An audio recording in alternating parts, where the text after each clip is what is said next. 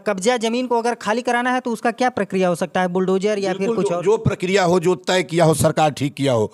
2 तारीख के पहले कहाँ थे? सबसे बड़े चैलेंज ये लफंगे जो राजनीति का जातीय जहर घोल कर जाति हवा देना चाहते हैं, यही चैलेंज बन गए हैं पुलिस के लिए। वो उस टीम को खोज निकालना कोई चैलेंज नहीं है। वहाँ यादव और पंडित नहीं चलने दिया जाएगा, मैं नहीं चलने दूंगा। आप चलाइए, मैं चलता हूँ धान की खेत में, वहीं खड़े होकर इसका विरोध करूंगा। जब ये बात सोच रहा हूँ तो कलेजा फट जा रहा है। उनको रहने नहीं देना है, इस वसुंधरा के ऊपर नहीं रहने देना है। कहीं हो उसको खींच के ले आके उसको तत्काल फास्ट प्रोसीडिंग कराइए, न्यायालय की फास्ट ट्रैक सेशन बनाया जाए। मित्रों नमस्कार और स्वागत है आपका हमारे चैनल पे। हमारी मौजूदगी है इसमें गोरखपुर में। बीते 2 अक्टूबर को जिस तरीके से देवरिया में एक बड़ा नरसंहार होता है, नरसंहार होने के पश्चात जो है तमाम लोग संवेदना व्यक्त करने के लिए सत्यप्रकाश दुबे और प्रेम यादव के घर पे गए। धीरे धीरे ये प्रक्रिया जैसे बढ़ती गई, वैसे कहीं ना कहीं एक आंदोलन का इस मामले को एक रूप दिया जा रहा है। हमारे साथ वर्तमान समय में संपूर्णानंद जी हैं, जो कि 3 या 4 अक्टूबर को घटनास्थल पे पहुंचते हैं और पहुंचने के बाद ही एक बड़ा ऐलान कर देते हैं कि बुलडोजर नहीं चलने दिया जाएगा। मैं किसी के बदौलत नहीं कहने गया था बुलडोजर नहीं चलने दिया जाएगा, और इस तरीके से ऐलान भी नहीं किया। मेरे वक्तव्य को पढ़ना चाहिए। मैंने कहा कि बुलडोजर चलाना अत्यंत अमानवीय है। जब दोनों बच्चे पिता खो चुके हैं, दोनों रो रहे हैं संवाद करने पर, उनको इस समय संरक्षण की ज़रूरत है, तो उनके घर पर बुलडोजर चलाना अमनुष्यता का परिचायक है और बुलडोजर असंवैधानिक क्रिया है। बुलडोजर विनाश, विघटन, विध्वंस की क्रिया है। इसको जरूर रोकना चाहिए और 15 दिन तो जरूर रोकना चाहिए। मैंने ये कहा था, मैंने ये नहीं कहा था कि बुलडोजर नहीं चलने दिया जाएगा। न मैं किसी पॉलिटिकल पार्टी का मेंबर हूँ, नुमाइंदा हूँ, न किसी गिरोहबंद दल का नुमाइंदा हूँ, और मैं मनुष्य जाति का हूँ, मनुष्य धर्म का पालन करता हूँ और बराबर कहता हूँ कि बुलडोजर उन घरों के पर नहीं चलना चाहिए, किसी के घर पर इस समय नहीं। इस समय जरूरी यह है कि सारी चीज़ छोड़कर प्रशासन को और इस व्यवस्था को उन अपराधियों की तलाश करनी चाहिए। उनको विलम्ब हो रहा है, उनको खोज के निकालिए। जिन लोगों ने 3 मासूम बच्चों को किवाड़ तोड़ कर हत्या की है, उनको निकालिए, उनके ऊपर पनिश तय, उनको सजा तय करिए, फांसी की सजा ले चल के प्रोसीडिंग कराइए, उनको हैंग करने की तैयारी करिए।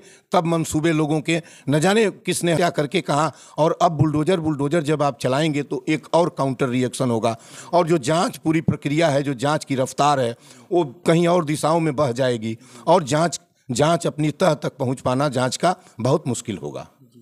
घटनास्थल पे जब आप पहुंचते हैं, पहले आप सत्यप्रकाश दुबे के घर पे गए थे या फिर प्रेम यादव? फिर यही सवाल वहाँ भी किसी ने कर दिया, आप भी यही सवाल कर रहे हैं।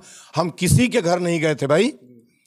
यही तो सवाल किसी ने कहा कि आप यहाँ क्यों आए हैं। यहाँ उसने इस तरह नहीं कहा कि सब लोग यहीं आ रहे हैं सत्यप्रकाश दुबे जी के घर। वहाँ हम किसी दुबे जी, किसी यादव जी को नहीं जानते हैं। मैं मनुष्य जाति का हूँ, मैंने बोला ना। और मैं बच्चों के लिए गया था, मैं सत्यप्रकाश और प्रेमचंद के लिए भी नहीं गया था। मैं उन बच्चों के लिए जो 3 मासूमों की, कोई यार बच्चे रो रहे थे, मतलब करते समय रो रही है, कोई जल्लाद ही कर सकता है। और उस जल्लाद को फौरन खींचने की, निकालने की ज़रूरत है। कहीं भी छिपा हो उसको पुलिस निकाल ले, डिस्क्लोज करे। मैं जब ये बात सोच रहा हूँ तो कलेजा फट जा रहा है। उनको रहने नहीं देना है, इस वसुंधरा के ऊपर नहीं रहने देना है। कहीं हो उसको खींच के ले आके उसको तत्काल फास्ट प्रोसीडिंग कराइए, न्यायालय की फास्ट ट्रैक सेशन बनाया जाए और जल्दी इनको फांसी पर लटकाया जाए। बुलडोजर आदि सब बंद करके, ये पहला काम। बुलडोजर चलेगा, न्याय तक पर न्याय नहीं मिल पाएगा, न्याय डाइवर्ट होगा, दूसरी जगहों पर न्याय जाएगा। अब न जाने हरे कौन है, कहाँ छिपे हुए हैं, इनको दहाड़ के खोजने की, निकाल लाने की जरूरत है। बच्चों का इस तरीके से होगा। यही मुल्क है, यही हिंदुस्तान है। वो भी महात्मा गांधी के दिन, वो भी वहाँ गांधी एक और मारा गया। गांधी जिस दिन पैदा हुआ था उस गांव में उसी सत्यप्रकाश का एक लड़का और गांधी, अनुपम या क्या नाम था उसका, उर्फ गांधी था। 2 ही को पैदा हुआ था, 2 ही को उसका कर दिया गया। ये भारत है, ये गांधी का मुल्क है, समझ गए ना। ये बुद्ध और विवेका का मुल्क है। ये ऐसे नहीं चलने दिया जाएगा। और जो जाति का नफरत फैलाने वाले हैं, ये समझ लें कि वहाँ यादव और पंडित नहीं चलने दिया जाएगा, मैं नहीं चलने दूंगा। आप चलाइए, मैं चलता हूँ धान की खेत में, वहीं खड़े होकर इसका विरोध करूंगा। और ये क्यों करने जाते हैं, वह क्यों अब नफरत फैला रहे हैं? कब तक विरोध करेंगे आप? अरे जब तक ये बंद नहीं करेंगे, अब तो हम रोज हमारे कान में आ रहा है कि वो वहाँ जाति का बाहर भाजपा जा रही है तो अपनी पार्टी का नाम उनके घर पहुँच रही है, ब्राह्मण की तरफ खड़ा हो रही है, समाजवादी पार्टी के जा रहे हैं तो उसके प्रेमचंद के घर खड़ा हो रहे हैं। ये क्या मतलब होता है भाई, ये क्या मतलब है? अच्छा, प्रेमचंद यादव जी के घर की पैमाइश होती है तो कहीं ना कहीं अवैध जमीन का कब्जा बताया जा रहा है। कब्जा जमीन को अगर खाली कराना है तो उसका क्या प्रक्रिया हो सकता है, बुलडोजर या फिर कुछ और? जो प्रक्रिया हो, जो तय किया हो, सरकार ठीक किया हो। 2 तारीख के पहले कहाँ थे आप इसको 2 तारीख के पहले कहाँ थे? कब्जा खाली कराना था तो जब वो जीवित था, गुंडा दखल किया था पंचायत सदस्य की हैसियत से और प्रधान की हैसियत से, तब तो यही लेखपाल जाके मिनमिनाता है प्रधान के दरवाजे पर, वहीं चाय पीते हैं। सारे लेखपालों की बात मैं कर रहा हूँ, रेवेन्यू वालों की बात करता हूँ। वो जो दखल कराएगा, जिधर कराएगा वही काम होता है। प्रधानों की बात कर रहा हूँ। एक आध जो राजा रामचंद्र के खानदान के होंगे उनकी बात मैं नहीं करता हूँ। तब ये कहाँ सोए थे? तब तो ये क्रिमिनलों को प्रश्रय देते हैं, यही मशीनरी प्रश्रय देती है। 2 के पहले उतना बड़ा जमीन दखल किया, सार्वजनिक जमीन थी, गवर्नमेंट की जमीन थी, वो इतना बड़ा भवन बनवाया है, आप देखे भी होंगे। इतना बन गया, सब कुछ हो गया और वो मारा गया। उसके बाद आप बुलडोजर चमका रहे हैं। बुलडोजर 2 के पहले क्यों नहीं चमका? ऐसे भवनों पर बुलडोजर समय से क्यों नहीं चमकाते हैं? और ऐसे भवन किनके हैं? पॉलिटिशियंस के हैं और क्रिमिनल्स के हैं, चाहे वो गांव में हैं चाहे वो शहरों में हैं। जरा सुन लीजिए, किसी किसान के, मजदूर के नहीं है। वो काम करके मर जाता है, पुनः सवेरे काम करता है, पुनः मरता है, रोज रात में मरता है, सवेरे उठ के अपने परिवार की परवरिश में लगता है किसान और मजदूर। इस देश की हालत जो भी कुछ हुआ है इन क्रिमिनल्स ने किया है और इस क्रिमिनलाइज्ड पॉलिटिकल सिस्टम ने किया है। घटनास्थल पे आप गए, देखें और सत्याग्रह आंदोलन का एक बड़ा ऐलान करते हैं। क्या कुछ नज़र आया कि मतलब कहीं कुछ कमियां नज़र आ रही हैं, कुछ छूट रहा है? मैं कोई कमी नहीं देखने गया था यार। हम 2 कमी बात किए थे कि यदि रेवेन्यू डिपार्टमेंट समय से जरीब गिरा के नाप दिया होता और एक सिपाही भी डंडा वाला पुलिस विभाग दे दिया होता तो ये 6 लोगों का मर्डर न हुआ होता। मैं इतने कहने गया था। क्या वहाँ कमी थी, क्या नहीं थी, कौन मर्डर किया है, कौन किया नहीं है, ये हमारा कोई कंसर्न नहीं है। और ऐसे मर्डर होते रहेंगे, इतना कंसर्न है कि ऐसे मर्डर्स होते रहेंगे जब तक क्रिमिनल्स पॉलिटिक्स में रहेंगे। और क्रिमिनल्स प्रधान से लेके मिनिस्टर तक हैं, कुछ अच्छे को छोड़ के, मैं उनकी बात नहीं करता। और जब तक कि पॉलिटिक्स में क्रिमिनल्स अपराधी रहेंगे तब तक ऐसी राय होती रहेंगी, अवैध संपत्ति इकट्ठी की जाएगी, कोई कुछ नहीं कर पाएगा। और इसके लिए मैंने ऑनरेबल सीएम साहब को एक डिपार्टमेंट गठित करने की बात कर रहा हूं कि कम से कम यूपी से जमीन पर आधारित इस तरह क्या को मिटा दें पूरी तरह। वह है land disputes, district land disputes disposal department. इसकी 3 विशेषताएं हैं, हर चैनल को बता रहा हूँ। 30 दिन में मैटर को सॉल्व कर दें जमीन के, और इनके पास पुलिस और दंड का अधिकार हो, और तीसरा इनके पास किसी तरह का आर्थिक अधिकार और रेवेन्यू राइट न दिया जाए, बिल्कुल न दिया जाए, बिल्कुल नहीं। और ये जो जमीनों पर आधारित हैं ये बंद हो जाएंगी। शासन प्रशासन के द्वारा जो भी प्रतिक्रियाएं, वहाँ पे जो भी एक्शन लिया जा रहा है, उससे आप संतुष्ट हैं कि नहीं? बिल्कुल संतुष्ट हैं। जो भी, मैं बिल्कुल किसी तरह का दखलंदाजी करने के पक्ष में नहीं हूँ। कलेक्टर और कप्तान जो भी कर रहे हैं उनको करने देना चाहिए, लेकिन मैं शासन को कह रहा हूँ कि शासन हस्तक्षेप न करे इस इशू में, नहीं तो आप सच तक नहीं पहुँच पाएंगे। असल हद पहुँच पाना मुश्किल हो जाएगा।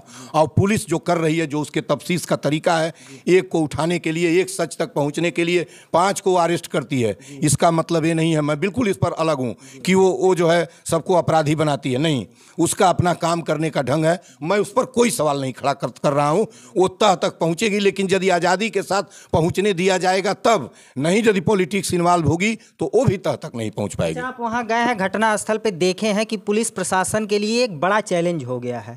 लोग मिलने जाते हैं, सांत्वना देने जाते हैं, संवेदना व्यक्त करते हैं, और उनके पीछे सैकड़ों हजारों की संख्या जाती है। पुलिस के लिए कोई चैलेंज नहीं है।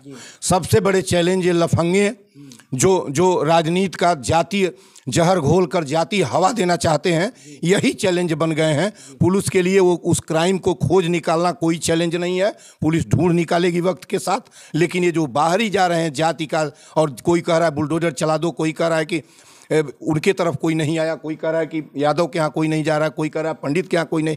ये कोई इससे जांच प्रक्रिया बाधित होती है कि नहीं? पूरी तरह बाधित होती है और वहाँ होगी। यदि इस तरीके का होता रहेगा तो जांच तो बाधित होगी।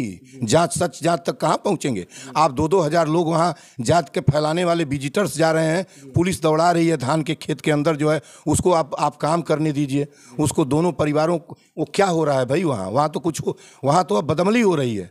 तारीख को पुलिस को उस घटना स्थल के तरफ जो मार्ग जाता है, मुख्य मार्ग पे बैरिकेटिंग करना पड़ता है, इसलिए करना पड़ता है। धारा 144 भी लगा दिया गया है। धारा 144 लगानी ही पड़ेगी जब इस तरह से नफरती वहाँ जो जाने वाले हैं नफरती ही तो है। एक आध मीडिया को सुन रहा था, एक आध लड़के थे वो कह रहे थे कि इधर बेईमानी हो रही है, कोई कह रहा है कि उधर नहीं हो रही है। उसका तो असली उसको न्याय चाहिए, वो कह नहीं पा रहा।